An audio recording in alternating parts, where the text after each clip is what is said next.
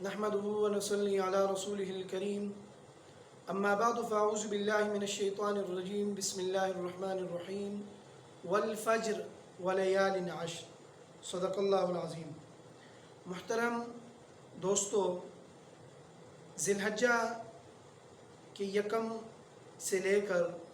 9 ذی الحجہ تک جو شخص روزہ رکھے گا گویا کہ اس کے روزہ کی جو فضیلت ہے وہ 1 سال کے برابر ہے،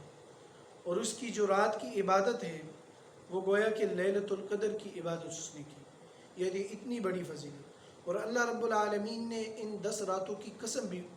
اٹھائی ہے، والفجر ولیال عشر، اللہ تعالیٰ نے ان 10 راتوں کی قسم اٹھائی ہے، اور قسم ہے صبح کی،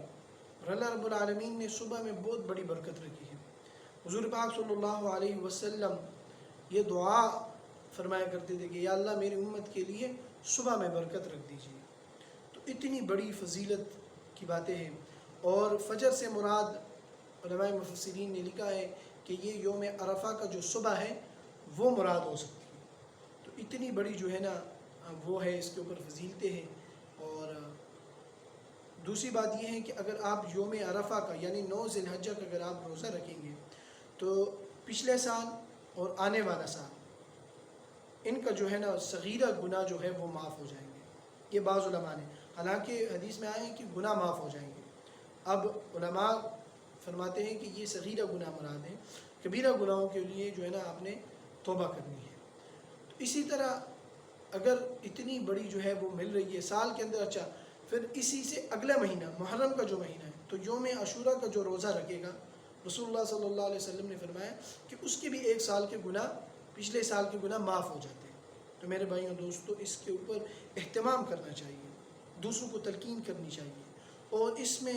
کثرت کے ساتھ حضرت ابن عباس رضی اللہ تعالیٰ عنہ کے بارے میں آتا ہے کہ وہ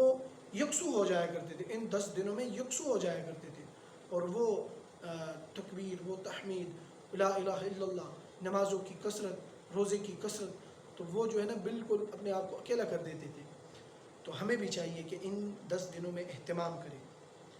ایک تو یہ فضیلت ہے، چاہے جن لوگ قربانی کرے یا نہ کرے، لیکن خوش نصیب ہے وہ لوگ جو قربانی بھی کریں، ان کی تو پھر الگ فضیلتیں ہیں۔ لیکن یہ والا کام غریب اور امیر دونوں کر سکتے ہیں کہ اپنے روزے رکھے، تکبیر و تحمید کی کثرت کرے، استغفار کی کثرت کرے، نوافل کی کثرت کرے، تہجد جو ہے نا بالکل ان 10 دنوں میں قضا نہ کرے۔ تو بہت ہی زیادہ فضیلت والے ایام ہیں یہ۔